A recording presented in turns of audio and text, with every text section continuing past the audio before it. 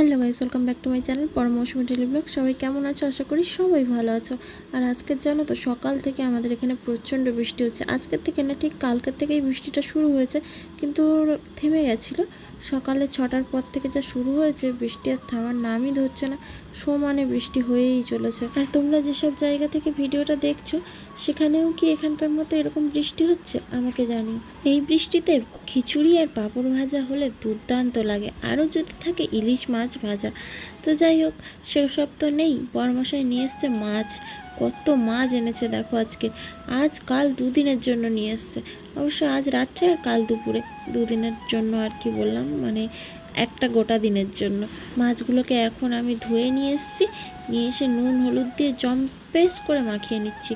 আর একটা জিনিস তোমরা কি জানো? মাছ নাকি যত ভালো করে ধোয়া হয় তত ভালো টেস্টি হয়।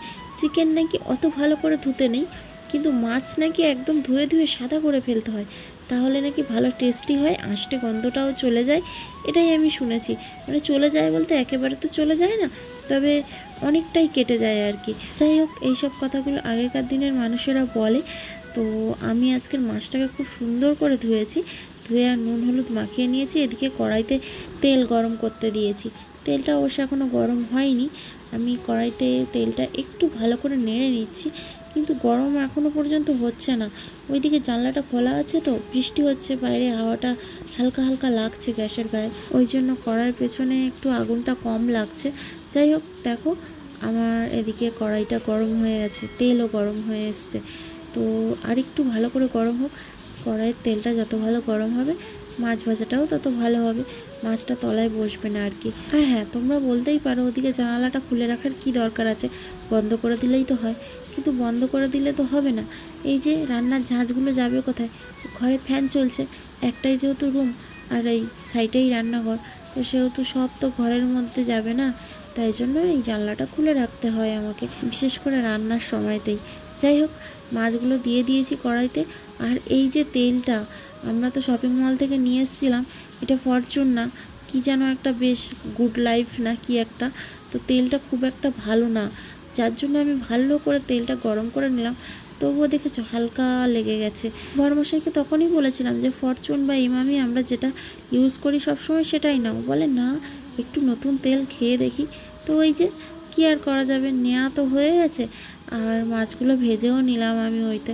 মাছগুলো অবশ্য ভাঙেনি, সবকটাই গোটা উঠেছে। এবার দেখো আজকের কি রান্না হবে এই মাছগুলো দিয়ে। রুটি তো হচ্ছে, রাত্রে রুটি, আর রুটির সাথে এই মাছ দিয়ে আর পেঁপে, কাঁচকলা, আলু দিয়ে একটা তরকারি করব, আর রুটি দিয়ে খাবো। তোমাদেরকে না দেখিয়েই খাওয়া দাওয়ার পর্ব কিন্তু আমরা শেষ করে ফেলেছি। অবশ্য সবার এত জোরে খিদে পেয়েছিল, তাই জন্য খাবার ভিডিও করতে ভুলেই গেছি। খাবার পরে এই দেখো এঁটো থালাগুলো পড়ে রয়েছে। আমার এক্ষুনি ভিডিও করার কথা মনে পড়লো, তাই এঁটো থালায় বসে বসে ভিডিও করছিলাম।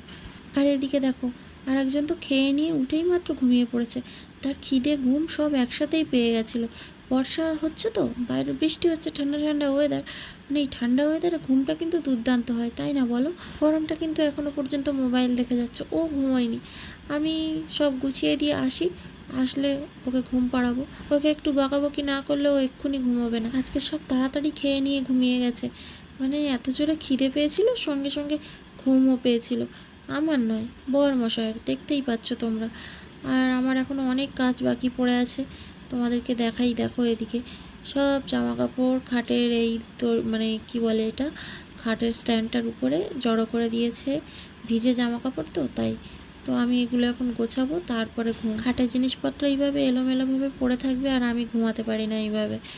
যাই হোক, আমি এগুলো গুছিয়ে ফেলি, আর আবারও দেখা হচ্ছে পরে একটা ভিডিওতে। আজ একেবারে একটা ছোট্ট ভিডিও হলো। চলো, আজকের মতো সবাইকে টাটা।